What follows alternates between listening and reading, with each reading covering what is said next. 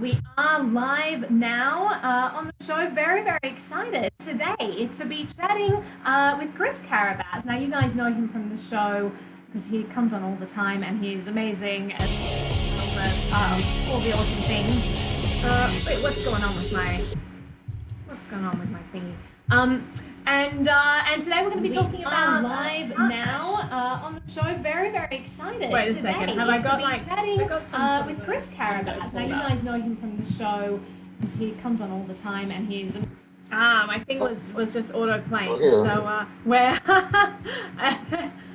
ignore all of that. But no, I'm delighted to have you on the show, Chris, to be talking specifically about smart cash. This is something I kind of allude to. I always have my little smart bee here in the background. But I wanted to explain to people what it is, because in the last video that we did, people were asking about it, saying like, what is this thing that Bitbacker accepts and I've seen around, and so we're going to chat about it. So thank you so much, Chris, for joining me. I'm thrilled to be here and talk about smart cash with everybody, because it's what I've been doing for the last over a year now. It's been a big part of my life. Absolutely. So let's start from the top. I mean, I first discovered Smart Cash actually because I found out about them at Freedom Fest. They were there, which sort of gives you an idea of the mentality of like Smart Cash. You know, it definitely wants to give people back financial autonomy, etc. But let's start from the beginning and just give us a rundown. What is this? Well, my quick elevator pitch for smart cash is basically we're trying to get the currency back in cryptocurrency. We basically feel that so many of these other coins out there, while they may be trying to be money in some sense, so many of them are trying to be so many other things as well as money that they're losing touch with what money has to do to be a medium of exchange. And smart cash is really focused on being that medium of the change, being easy to use, being fast, being reliable, and being inexpensive. So we want to have the ability that anybody can go to their store of choice that accepts smart cash and use it and walk out of there and complete a transaction in seconds without having to wait for minutes for confirmation or without having the merchant have to rely on, zero conf stuff for several of the other coins. So sorry, go ahead. No, it's okay. We want to be global money. We want to be used everywhere easily, quickly, and cheaply. Now, when did Smart Cash first begin, and what was the reasoning behind it? Because, I mean, as we know, there are a lot of different currencies out there. What was the reason to create a new currency to become like an everyday global currency? When did it all start? Smart Cash launched its own blockchain on 7/11/2017. So 7/11 is actually giving out free Slurpees in recognition of Smart Cash's Genesis block. Cool. Funny thing. But, is that true? That's really cool. If you go to 7/11, they give out free Slurpees on 7/11. So July 11th. It was actually just pure chance that we launched that day, but No, you planned it in advance because you were like, we're capitalizing on this free Slurpee business. Let's leverage this. Exactly. But at the time, it was really just what I said, is we were looking around, seeing what a lot of the other coins were doing and how they were really trying to be Swiss Army knives. They weren't trying to be the nice shun chef knife that does the one thing and does it well. So we were feeling that they're losing their focus and just not being focused on meeting that need for users and merchants. So there are a lot of things going on there. So, I mean, a lot of different currencies, I know, they all seem to have like slightly different niches, right? And some currencies, they kind of went in a different path and they're saying, well, we're going to be a private currency. We're going in this direction because we don't want people's transactions to be tracked. And we've learnt that that's great to have that tool if you want it, but everyday purchases, it's not necessarily the most convenient form of transacting. And so, there are trade-offs all the time, right? And people have to decide what are they giving up in order to have certain features. And this experimentation that we've seen with this Cambrian explosion of currency and blockchain tech that we've seen, we've seen different people experimenting with slightly, tweaking certain different things, and it's had really interesting results, I think, because I love seeing the free market at work and seeing all this competition and seeing what people are choosing to go towards. So Smart Cash actually has a lot of users. I think it's large in, is it Brazil that it's pretty popular?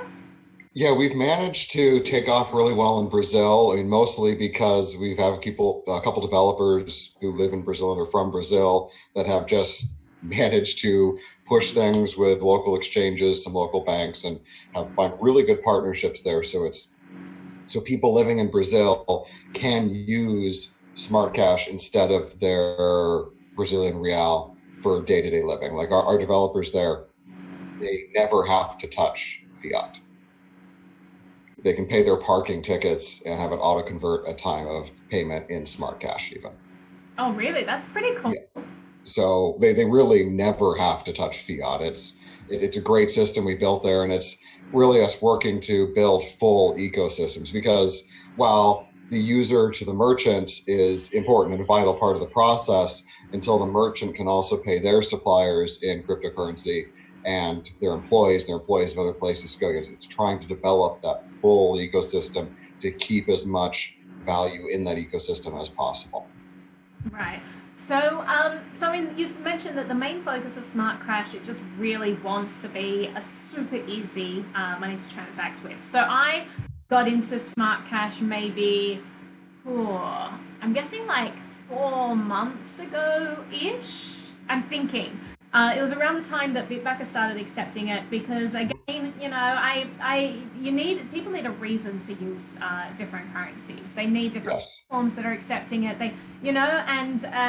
For me, it was like particularly convenient because people were giving out donations in Smart Cash. I was like, all right, of course I'm gonna want to be involved with that. And so I added an address, and it was just really easy to use. So the wallet download, setting it all up, integrate, like it's very simple. And so now I actually send out support to other people using Smart Cash. It's kind of created this little Smart Cash ecosystem on Bitbacker, which I really like. Yeah, that's excellent. So, And is that something that you've found that, like, I mean, when you're talking about bringing people into a currency, especially when you have so much competition out there, um, do you reach out to certain niches like content creators or donation platforms? Or I know that there are certain partnerships that are going on at the moment, which are really cool, that just really make it so much easier for Smart Cash. Like, can you talk us through some of those partnerships and talk us through some of the ways that you guys are focused on adoption? well, there's a few areas. Like in Brazil, I could talk about Brazil all day long, but I can move on from there. Recently, we actually partnered up with a couple ATM providers in Europe. So in Switzerland and Portugal right now, from the web wallet that you probably used, you can actually deposit and withdraw from the ATMs via Oh, your web wallet. really? That's Yes. really cool. And so that's So Switzerland and where else did you say? Portugal. Portugal. Very cool. Not So not in not in Brazil yet. we don't. There aren't a lot of ATM providers in Brazil yet. It's just one of those things that it's where we can find the partnerships and push things forward. Got it. In Brazil, it's not as necessary since there are 30,000 physical locations. You can buy and sell Smart Cash already for cash, so you don't really need all the ATM providers. They have what they call, there's a Brazilian word that I should know and I can't, but they're essentially, they call them kind of lottery houses is the direct translation, but they're basically a type of bank and money exchanger. There's about 30,000 locations, physical locations in Brazil, a lot of them in the poorer locations, in the favelas. And you can just walk in there and you have your phone, you have your cash, you can buy and sell Smart Cash just right there. So getting on ATMs in Brazil isn't as big of a deal. Whereas in Europe, it's the bigger deal to be able to trade your physical currency or your credit card, I guess, for Smart Cash at these locations. And it's great for me because if I wanted to, I could log into my web wallet, I could withdraw to an ATM, I could send the individual this QR code, and they could walk up to the ATM and withdraw cash from all the way across the world. That's It's very, really very critical cool. and easy. It's a lot of fun. It's very nice. Um, and we're also trying to make partnerships with point of sale providers or other fiat exchanges, because again, it's all about making it easier to bring new non-crypto people into the market. I'm not really concerned about fighting with other cryptos for the little itty bitty bit of market share that's already in crypto. I'm more focused on bringing people into the crypto space through what we have that is unique and easy to use. Things like the smart card, that I can just give a smart card to somebody. They can go to a supporting business. What is a smart card? Walk me through that. A smart card is essentially, it's an encrypted private key on a card. So it's kind of a paper wallet that's encrypted. You can carry it around with you. And with the Smart Pay app, they'll scan it, or you can use NFC. You put in your PIN, and the merchant has a confirmed transaction in about a second. So at Anarchapulco a few weeks ago, I was giving these out to some people to use, and people who had never used crypto before were able to use it, because you could literally use it just by opening the envelope, figuring out your PIN, and using it at the only restaurant there that accepted crypto. And you didn't have to know anything about crypto, and then you could register it, log in and register it, and manage it after the fact, which we thought was a really great way to introduce people to smart cash, to crypto in general, and to get it actually used. And because of that, we were actually half of the crypto business at the only restaurant in Acapulco that used crypto. Oh, that's really cool. How does that work? So they need a certain type of terminal in order to accept these cards? Yeah, it's just an application on their Android phone. And if their Android phone has NFC, you can tap your card to it, put in your PIN, and off you go. And it's really quite straightforward. There's a couple of videos out there from people at Anarchapulco using this for the first time and being introduced to That's cool. To talk to people. If I had more technical prowess, I would have loaded up some of those videos in advance and had them ready to show that for next time.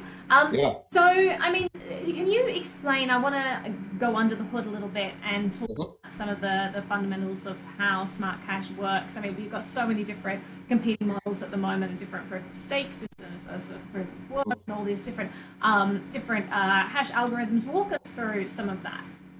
All right, I'll throw out some words and we'll see how many people understand.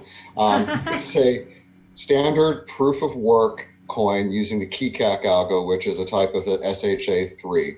So it's a little bit more advanced than SHA-2, but it's different than what a lot of other coins use. There's only a few coins that use KeyCac out there. We have a very unique block reward split. Now, the block reward is how new coins are minted and enter the ecosystem. I'll come in from a couple of different directions. Most people are familiar with Bitcoin and how the 100% of the block reward goes to the miner, and that's a very stable block reward that's halved every 4 years. And that's Bitcoin and most of the coins that are modeled after Bitcoin. We opted to do it quite differently. We have an algorithm that creates a steady curve. So instead of halving every 4 years and creating a quite disruptive economic event, we actually just slowly reduce the emission rate consistently over time. So it's a very smooth logarithmic curve that will eventually taper down to zero in about 100 years. And from those block rewards, we actually have it split up into 5 different areas, or technically 10 if you want to get pedantic about it. We have the biggest portion of it goes to our project fund, which is accessed via our proposal system, which I can talk about in a minute. That proposal system get roughly half of the your internet just like cut just then. So the proposal system, given that the proposal system gets roughly half of the block rewards. Okay. So it's very aggressive, making sure that there's a good amount built up there. And the only way to access that is through proposals. Unlike a bunch of other coins that they have different ways to access it, the only way to do it is through proposals.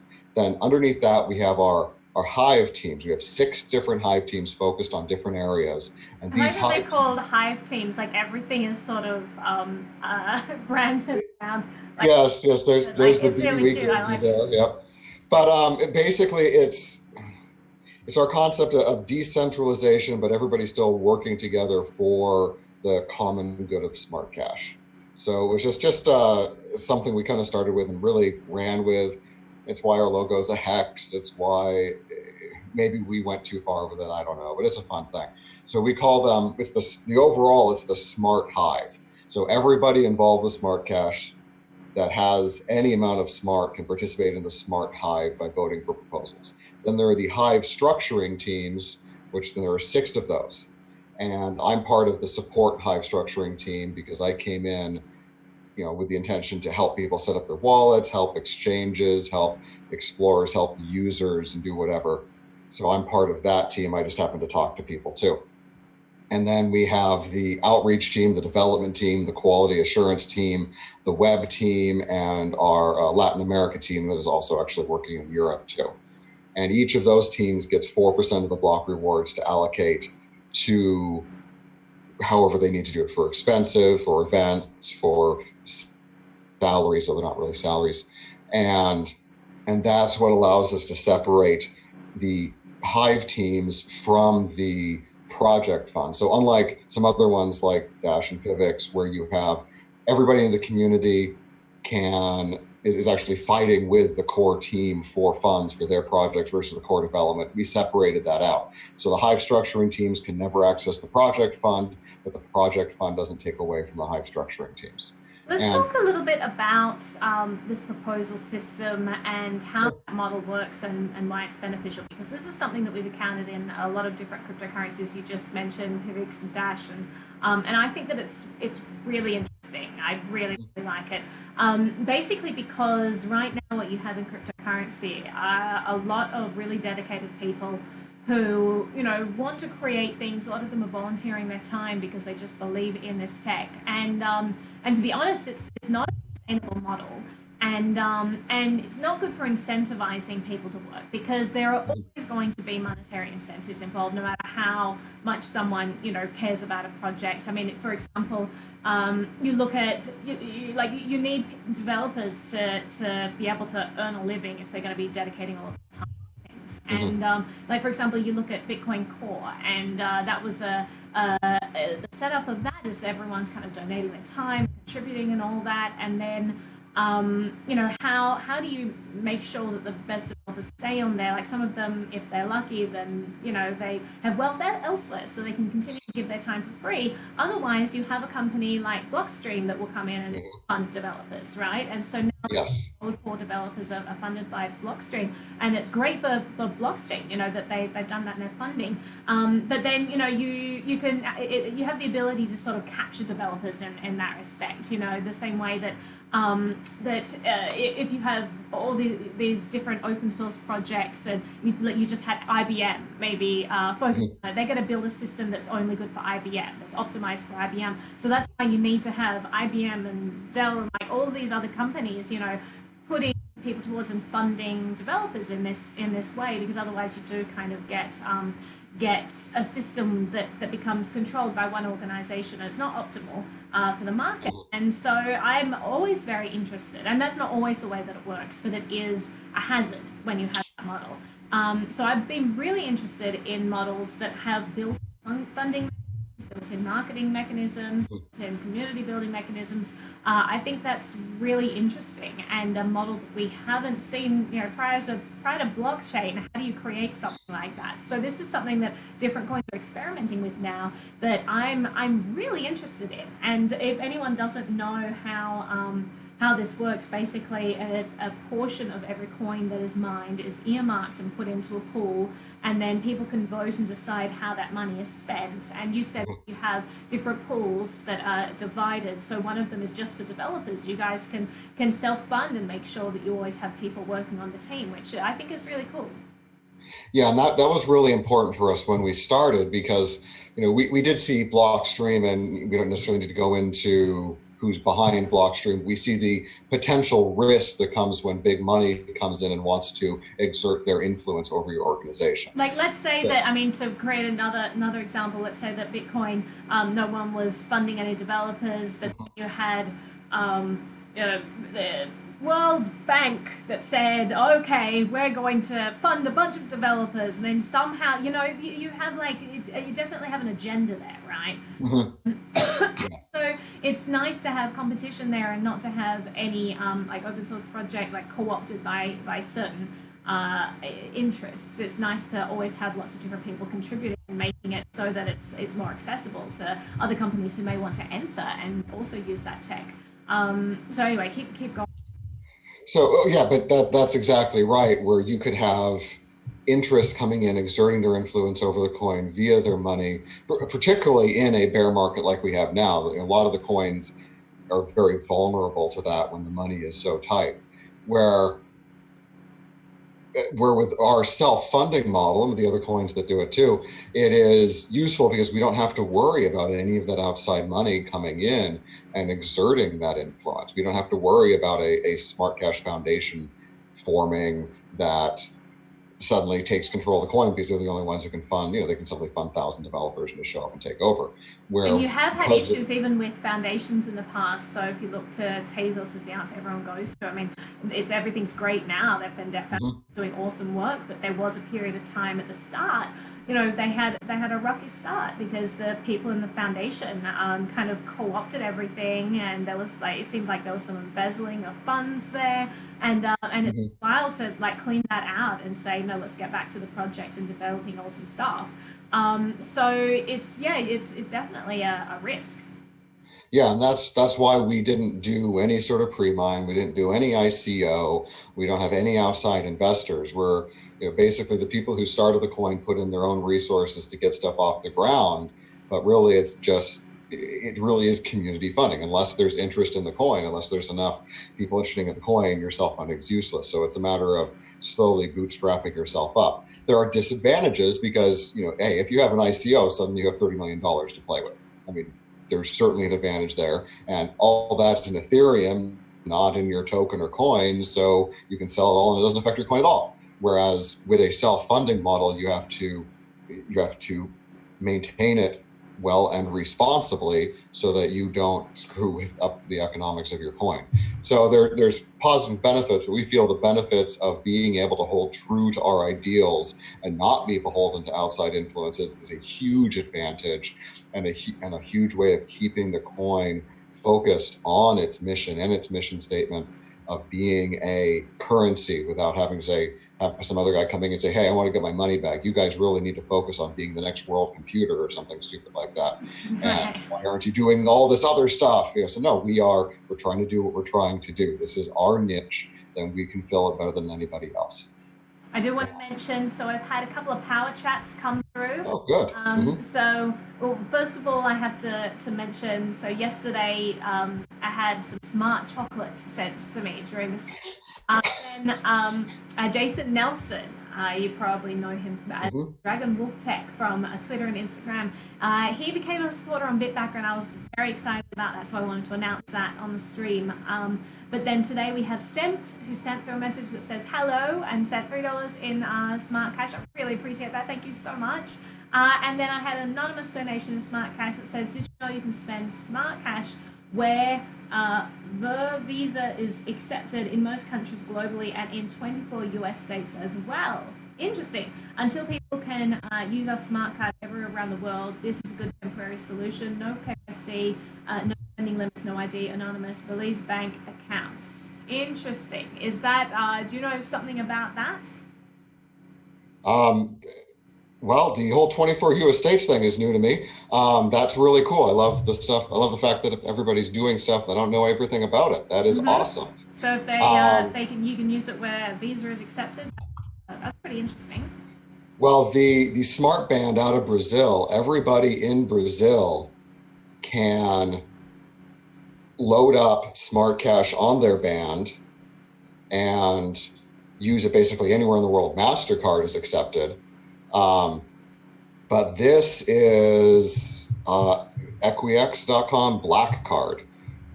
So somebody has a card and added us to it. Well, that's cool. I see that's the magic of this stuff, because even though we're here doing stuff, anybody else can come along and include us in their project, and they don't need our permission to do so. And that's one of the great things about the whole decentralized cryptocurrency world. It is indeed. I also want to say a huge thank you to Check Your Six, who sent through a super chat on Google. I really, really appreciate that. And also want to mention that Google takes 30% of everything you send, and Bitbacker doesn't. And you can also send Smart Cash on Bitbacker. So I wanted to let all of you know that I really, really appreciate that. Check your six. Thank you so much. Someone says my sound is awful. Is it bad for everyone, or let me know how that goes. It's a new system, so I can try and tweak those settings if it sounds bad. So that's cool. Like, what are some other projects that are building on Smart Cash at the moment that particularly excite you? Well, we did just have a proposal go through for AnyPay. So I think you're familiar with those guys. Mm-hmm. And AnyPay's great. yeah, and they just implemented Smart Cash. So anybody that has the AnyPay point of sale system can accept Smart Cash now if they so desire. The way AnyPay works is they're non-custodial. They don't set up a wallet. So for you to accept a crypto with AnyPay, you have to go to your setup screen and include the cryptos that they have there, and Smart Cash is now one of them. It's up to those merchants. So anybody here who lives near an AnyPay merchant, make sure to go there and get them to accept Smart Cash. Very, very cool. So Zavod, I just have to point out that someone sent a power chat on Bitbacker. Archer Bullseye sent $2 in Smart Cash and said $2 more if Zavod puts his Viking hat back on. The Viking hat that you used for the grand finale of my quiz show, which you won, by I the did. way, which I think that the Viking hat was to thank for that. Is your Viking hat anywhere close to you? Can you put that on? I There's just two use my dollars office. depending on it. There's Two two dollars. dollars. It is All right, I'm not. gonna while you look for that, I'm gonna tell people a little bit more about my experiences with it. So, as you know, I've been working closely with Bitbacker since it started, and the whole idea of Bitbacker is to be a platform where different currencies are usable there. You can donate to content creators. We've gotten a heap of content creators on the site who've never used cryptocurrency before, and they have been demonetized, or they've been kicked off Patreon, or couldn't use Subscribestar or things like that. So this system where people can pay monthly pledges or just tips, like you're seeing in the video right there, in cryptocurrency. And what was interesting about the start of Smart Cash on the platform is currently we accept Bitcoin, Bitcoin Cash, Litecoin, and Smart Cash, and they were all implemented for different reasons and in different ways. Now, it's funny because there were a lot of people saying, "Oh, add Litecoin, add Litecoin." The community wanted to add Litecoin, and Litecoin was added, and not many people started using it. And I thought that was interesting that they just didn't start using it. Now, in contrast, Smart Cash, we reached out to them and said, listen, you guys are doing a lot. It's very easy to transact this. Do you want to set up a creators fund where you are supporting content creators on the site? And what happened with Smart Cash was adoption just went through the roof. For a couple of different reasons. Like, I think they kind of keyed into a really great marketing technique, not just for Smart Cash, but for crypto in general, that, if you're offering people things, then they will come flocking. So what ended up happening is we got more users on Bitbacker because people saw that, the Smart Cash Creators Fund was giving out donations to creators of their choice, a bunch of different people that they just started supporting. And so that was really, really cool. But then also, a whole bunch of people added Smart Cash addresses who had never used Smart Cash before. So it led to this huge increase in usership for Smart Cash simply because they said, hey, we're here to support you guys. This is what this is about. We want you to be transacting on this platform. We want you to be supporting other creators. They even had a promotion where they gave Smart Cash to, I think it was like the first 50 wallets on Bitbacker that started accepting Smart Cash. And so that immediately funded people a little amount. And so you just saw that money just go all over the system, people just sending it to other people that they like, supporting them, creating pledges. And so that for me really hit the nail on the head. Like, how do you get more people into cryptocurrency? One by one, you reach out to them, like you offer them something to bring them there. And so Smart Cash came in. It wasn't like a huge bunch of people saying, hey, we want Smart Cash on Bitbacker, add it, and, we'll come over. And instead, they literally just went over there, set up this fund, and the people came to them. So that was, I don't know, I thought that was really cool. If anyone, I don't think they're still doing the promotion, But there are a lot of content creators on Bitbacker now who do have smart cash and who do have funds, whether they're people who are donating or whether they're actual creators. So just so that you know, if you did want to head over there and set up an account, then yeah, just become part of the smart cash ecosystem that way and just test it out to see how it goes. So Chris, have you got your Viking hat? I did get my Viking hat.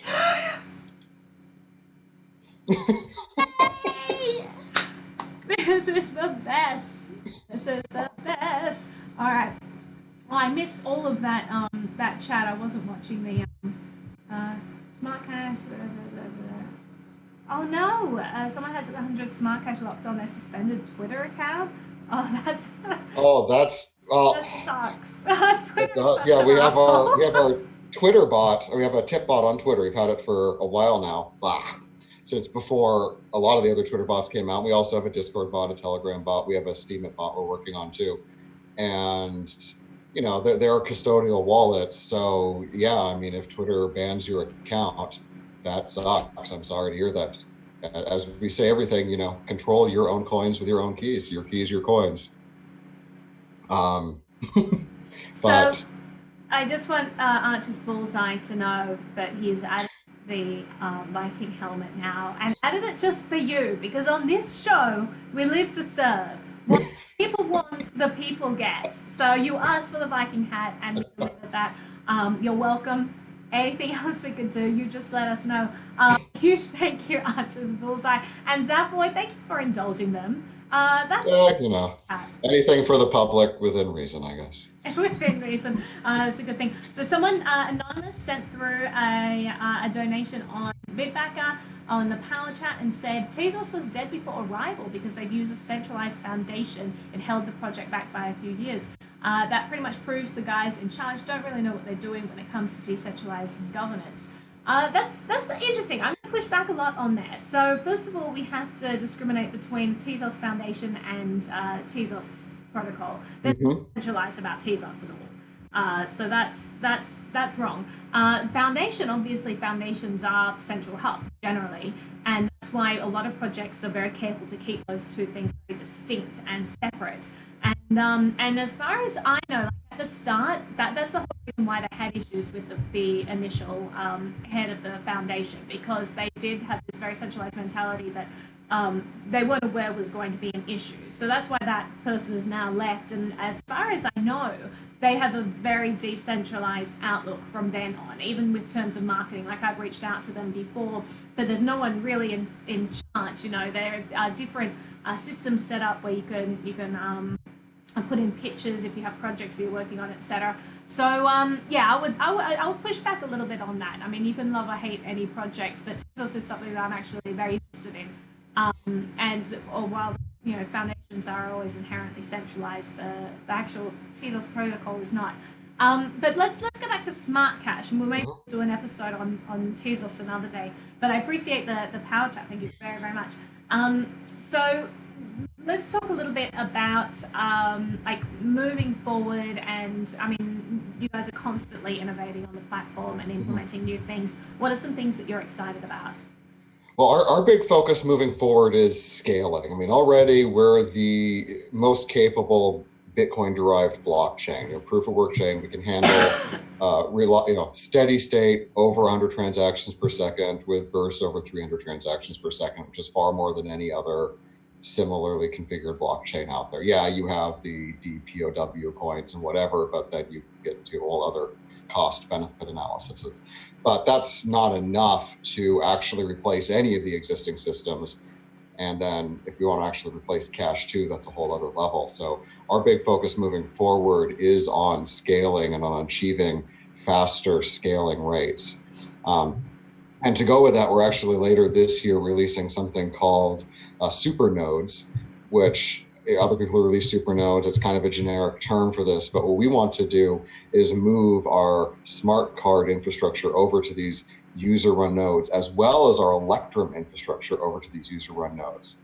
So Electrum, for those who don't know, is a type of server that lets you run essentially thin clients. So any third-party wallet like Coinomi or Edge, or the Electrum wallets themselves actually don't store a full copy of the blockchain. They rely on the Electrum servers to run it. And that is, when you have these centralized servers, a potential source of weakness and vulnerability to censorship when you have static servers out there. So by tying those servers into a decentralized, incentivized system that allows users to create these and have requirements so that they have to meet certain standards to keep getting compensated from the blockchain. So we hope to add additional censorship resistance as well as increase the size of the infrastructure to allow more rapid response to any kind of transactions that happen. So that's coming later this year. That's a pretty big project and process, because not only making it happen itself, but making sure that we can maintain the quality of servers running these things by third parties, anybody, so that sorry. No, that's fine. It's just this will allow us to scale out a bit more, add more redundancy and more censorship resistance, because that's a big part of being decentralized. The term decentralized is kind of turned into a Rorschach test for you see in it whatever you want to see in it. As far as anybody there are different definitions. Yeah, but censorship resistance is one of those very common and important definitions, and this will help us achieve that more than we have right now, and really more than any coin would have right now. Right.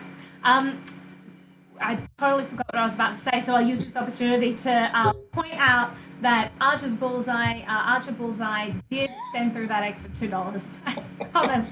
Thank you so much. I guess I owe that to you, Zafoid. So you're the one who indulged me on this. So I will buy you a drink the next time I see you, but only a There we go.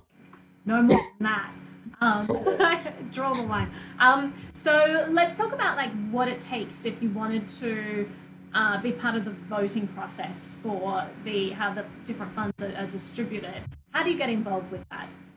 Well, we are the easiest coin to get involved with that. The way we do it is it's one coin is one vote. All you have to do is have any amount of smart cash in either the web wallet or either of the desktop wallets, and those have voting built in there, so you can go to the voting screen or the smart voting screen on any of those wallets and vote with the coins you have in hand. And it's just that easy. So you don't have to run a smart node, a master node. You don't have to do anything particular. You don't have to lock up your coins, though your vote will be disqualified if the coins moved after you vote, obviously, because you no longer have the coins. But anybody can get involved. You can go to vote.smartcash.cc to see the current proposals up. We have a handful up there right now, and it's very easy to vote. If you're more technically inclined, you just sign a message and paste that signed message as well along with your address into the website, or we have the voting built into any of our wallets. And in the next version, we're releasing version 1.3, the voting will be a bit of a bigger deal. We're moving it all onto our smart node infrastructure to handle and track the proposals. So everything will be a voting transaction. We'll have voting keys. So even if you have a paper wallet that you keep offline in your safe, when you create that paper wallet, you can create a voting key that you then import into a wallet. So you never have to even reveal your funds on your system to be able to vote, which is one of those things that the security conscious will love. And then we are making it so you have to vote to get the smart rewards part of our block rewards. So the smart rewards are actually a 15% of the block rewards that go to any addresses that don't have outgoing transactions for that period. And now you'll have to vote to be eligible for that as well, so that it won't go to idle addresses. It'll only go to the addresses of people who are actually involved in the governance of the system. Right.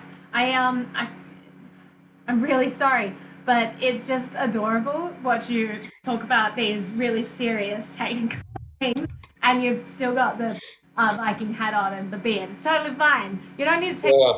It's I'm going to keep choking on it if I don't. That was fantastic. In my teaser, I'm just going to excerpt a section where you're wearing that, so that people are like, what's going on there? Because that's how we roll here. So what are some of the types of projects that get funded through this system? If you want to vote, it's easy. You go to this system. But if you want to submit a proposal, I presume it's all in the same infrastructure at the moment. And then what are some projects that have been your favorite types of things that you've seen put forward under this system, apart from just funding developers, etc., which is huge and really important? But is there anything else that's caught your eye? Well, we've had a wide range of proposals. I mean, early on in the life of Smart Cash, we did some stuff in Venezuela through the proposal system. We actually did a whole marketing thing, and even fed some people in Venezuela, which I mean, it's good for the people. We were happy to help the people. How much that actually helped the ecosystem, it's hard to say. Um, Also, we've had people. One of our actual current developers started off by a community member who put forward a proposal to make Discord bots to monitor the smart nodes. And so he made those bots and everything, and he did a very good job of getting those going and maintaining them. So then we brought him in as actually a full-time developer on the team after that. Oh, that's really And cool. and so we've had a few people actually come in through the proposal system that way, because it proves it's a great way to prove their capability, their ability to set goals, meet goals, and their ability to work with the community. So it's a great way to bring on people into the teams. We've also done things like we funded Ben Swan's show for about 6 months. And so Ben Swan was funded by Smart Cash for a while. We've funded a few other media projects because we are a big fan of. I mean, that's part of the reason why we liked Bitbacker so much too, is we realize that it's very important moving forward for anybody who has a mind towards freedom, that you also are focused on free speech and the people doing the work in the free speech area. Um, we've had different events, people coming in for backing at different events in various parts of the world. We've had people. We had one guy who put forward a proposal to sponsor a surfing competition and get all of the merchants along the Costa Rica coastline where they did the surfing competition to accept Smart Cash. So there's now a bunch of restaurants at great beach locations in Costa Rica that accept Smart Cash because of what he did. And there's even a world-class hotel down in Costa Rica that accepts reservations and payment in Smart Cash as well. That's really So it's cool. I mean, it's a lot of fun. that's what you want to see. Like, without an infrastructure that kind of supports those developers, is a very different business model of how those projects get up and running. These are interesting projects because they're funded by a portion of Smart Cash that has been mined and earmarked, and so it's just a different mentality when people are creating these things. And I think that there can be a lot of value there that sometimes is overlooked if a funding vehicle like that is implemented. Yep, and our goal, we have our Hive structuring teams. We have the 6 of them right now. When we started, we actually had 3. We increased them to 6 a couple 6-7 months ago now, and we do plan on continuing to grow them. We don't want any individual team to get too large and too cumbersome. We want them to be a handful or a couple of handfuls of people tops, and then keeps expanding and keeps getting more and more specialized, so that even if one of the teams gets shut down for whatever reason, be it censorship, be it government involvement, there's no one head to cut off. And the more and more we expand these high structuring teams, the more people we're able to bring on as part of the people full time pushing forward Smart Cash, then the better we feel it'll be for the ecosystem and for all the users of Smart Cash. Yeah, no, that's absolutely correct.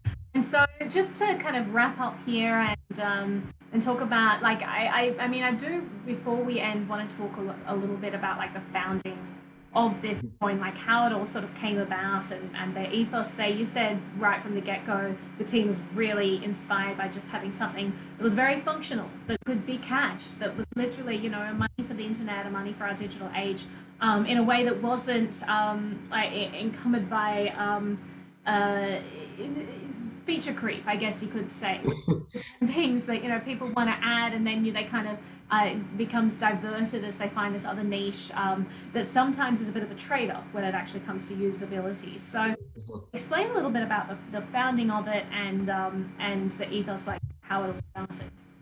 Well, there were 3 main founders who started the first 3 Hive structuring teams, and they all came from various parts of the cryptocurrency ecosystem. They were involved for years. Obviously, they didn't just show up out of the blue and decide to do this. Um, they all have various different expertises in the area, and what they saw happening was exactly what you said. The other coins, either feature creep, either bad funding structures being beholden to these third parties, or they would have just a lack of focus on what they were trying to do. We talk about social justice warriors sometimes, and some of these cryptocurrencies out there have really gotten deep into that area, which we feel is counterproductive for achieving the goal of freeing people from fiat currency. And so they felt that it was a very good a need to be filled. So there was a good opportunity to kick off a fresh blockchain without some of the history that some of the other even currency coins have, and just starting with kind of an old school crypto launch from block zero with something. This is what we're focused on. This is what they're doing. Now, they did make some mistakes early on. They did try to mix in some privacy with ZK Snarks and Zero Coin early on, but that was fairly rapidly discovered that that was a mistake, and they needed to. And that was just because of the usability side of things? There was the usability side of things, which basically any mixed blockchain is going to have issues because a confidential transaction will be more expensive, relatively speaking, than a regular transaction, and adds additional overhead to the blockchain. Then when you add on to that, Zero Coin itself, just ZK Snarks, anything ZK Snarks derived comes with the overhead of that original signing ceremony, as well as just very unusable in the long run, which a lot of the coins are. I mean, is there anything that has the system been helped now that they have sapling, which makes it a lot easier to use, takes away some of that friction? Is that something that SmartCash would consider? Are they not focused? Sapling has helped. Has helped the actual usability of that, but still, even just a few weeks ago, they discovered a bug. They finally fixed a bug after about a year after discovering it that would have allowed for unlimited inflation that would have been undetectable. So, and that's not the only bug like that that's been out there in that protocol. Plus, with ZK Snarks itself, I mean, it's a great technology. I love the math behind it and what was done behind it. It still relies trusting a signing ceremony and trusting that those people got rid of those keys after the signing ceremony. So it's just not something that we felt was a good mix with our trying to be a decentralized governance organization with no CEO, no corporation, no head. We just didn't feel like that was a good mix there. Right. So that's why we spun off our sister coin, Bitcoin Confidential, which should be launching within the next few weeks if the dev team manages to work through the last few issues. So we've talked about that on the show before. Yes. Just give us a little bit of, because we've talked about different types of privacy and how this leads into it. So do you want to just give like a quick elevation of what that is? Bitcoin Confidential, the goal there is to use ring signatures and stealth transactions to be a 100% confidential blockchain from block zero. So there are no public transactions in the chain to taint any future potential non-private or any future potential private transactions. And so where did you say that was in terms of like development and etc.? Final QA before the launch. We have several thousand blocks on the test net right now. We're just trying to work through everything to verify it is working how we want it to work. It's actually going to be a proof of stake coin with cold staking built in, so you can keep your coin safe and private on your system while using a cold staking system to stake for you elsewhere, and a few other things that we think will make a very nice entry into that privacy and confidential ecosystem, the same way SmartCash is focused on the medium of exchange ecosystem.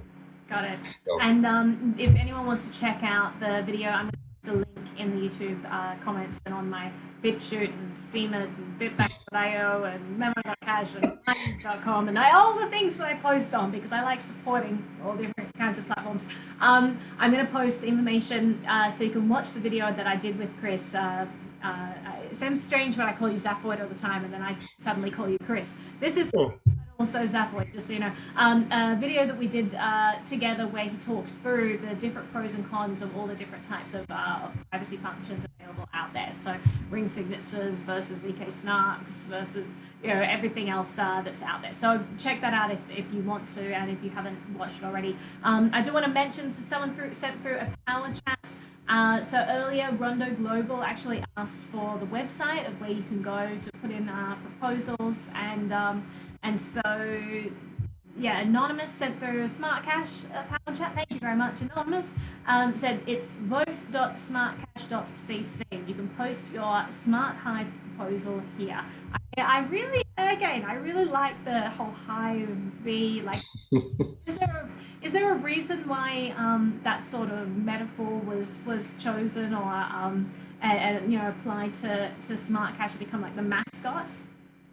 Well, the way beehives work, and there's the smart bee. We got that to you in New Hampshire. Look at it! Isn't this adorable? This Yep, and you present can when buy I your ran into own. them at the what was the event called? Not Liberty Forum. What was the Free Coast? I think it's Freecoast Festival. Festival.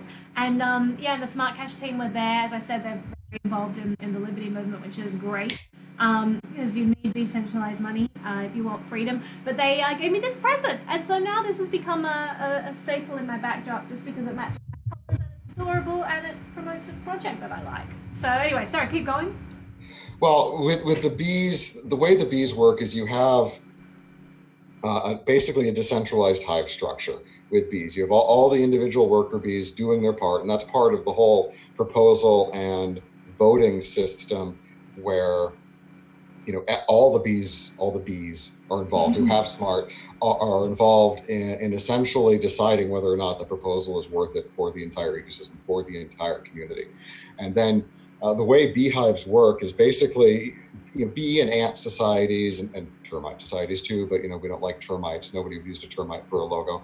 No one's going to use a term. Oh God, that's but they are inherently very decentralized. Yeah, I mean each individual hive has one queen and top down. Though ants, there are multi-queen ant colonies, but when the hive gets to a certain size, it splits and so on and so forth. But they don't attack each other. They still continue to work together and function as part of the larger whole bee community. And that's kind of how we were picturing the smart hive system itself, where we have each of the individual hive structuring teams that when they get to a certain size, they split off into two different hive teams, still working together, but separately managed.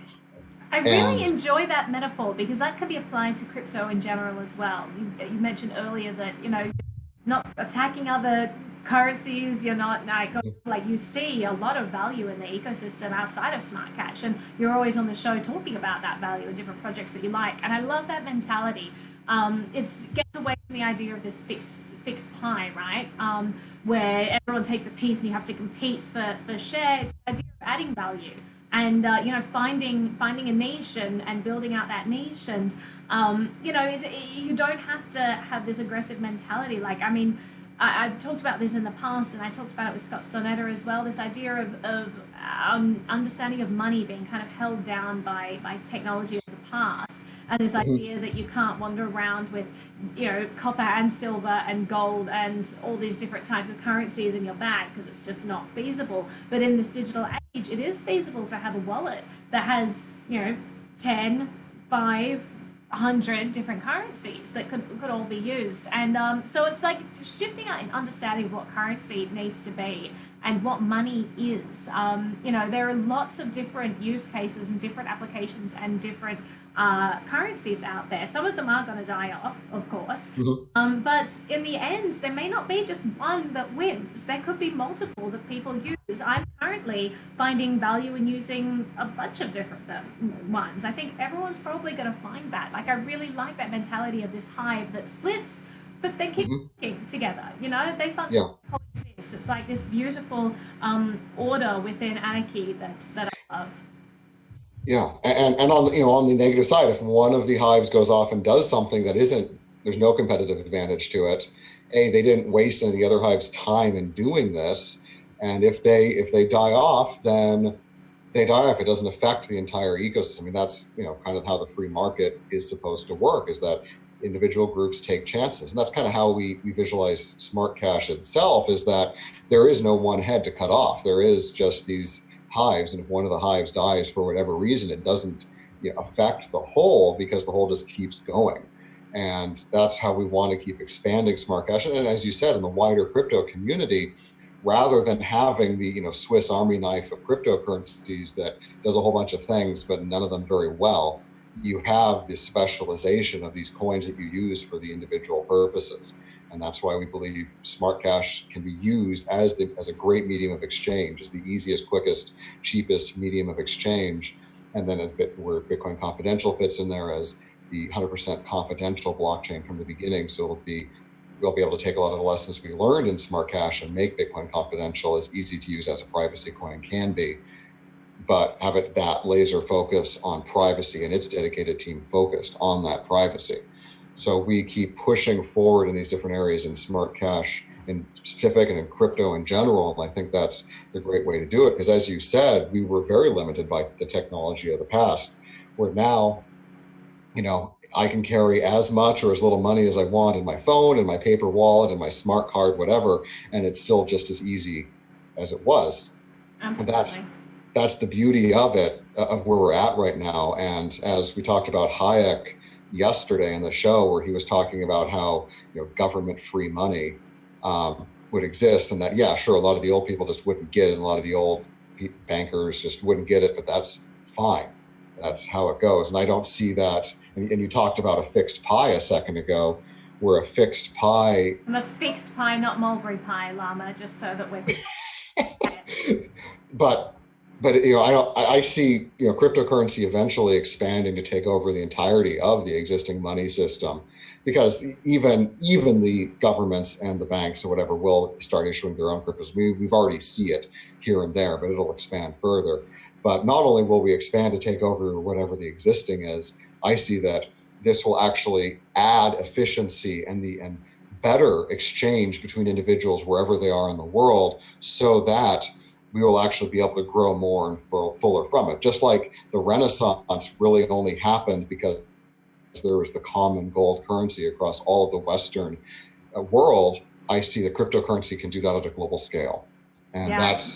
that's my goal. That's why I'm doing what I'm doing. That's why I dove 100% into crypto a little over a year ago, is because I believe we'll be able to make the best future for my kids.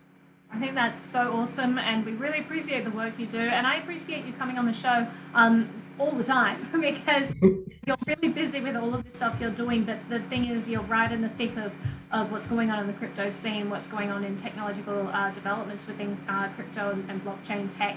You're finding ways to apply that to smart cash. And so having you contribute to this show has just been so wonderful. And I'm sure everyone in the comments section would agree that it's just great having you here, sharing that wisdom, sharing your experience there. So huge thank you to you.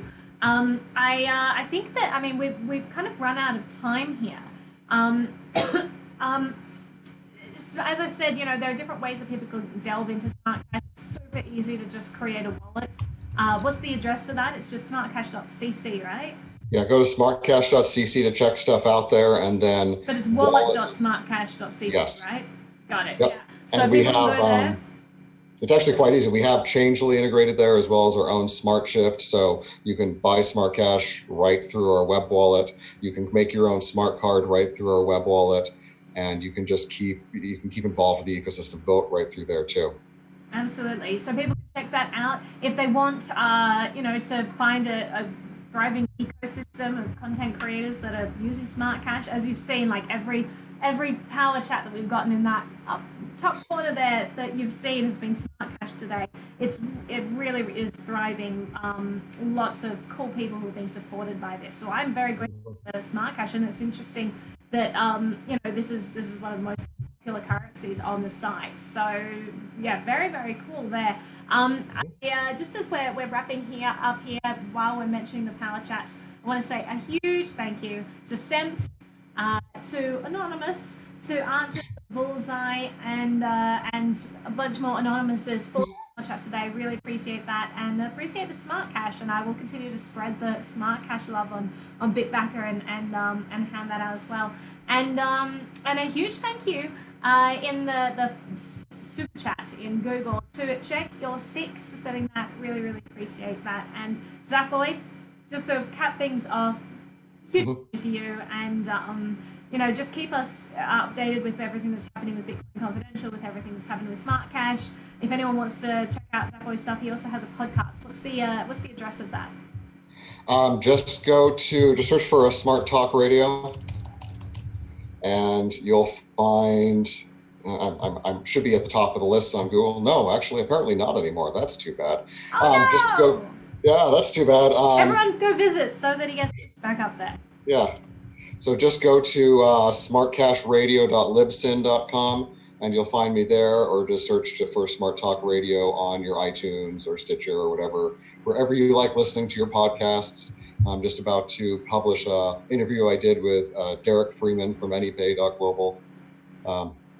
Good guy there, good people at AnyPay, and I So just that's like talking Smart to random Cash, people at it. Smart Cash Radio. You can search for, and Zaphoid will send you the link to it as well. So I'll post it in the video description, Yes. and you guys can check all of that out.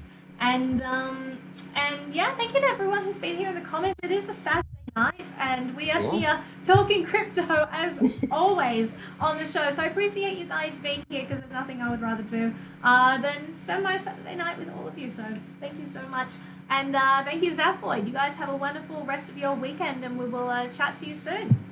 Thank you. Perfect timing. I can go get my kids to bed now. Absolutely, and I think that there's a lag on the thing, so I'm going to do Yes. a signal that tells me when I need a cut, as this is going to be the signal, and it's going to be great, and I'm just holding up my video here. I think that all this will be cut. If it's not, I apologize. We'll figure all this out. It's We'll only these figure it second all timing out. God This may knows not be working. on there. Waiting for the signal to cut, and we'll see. There it goes, and I think that that's it.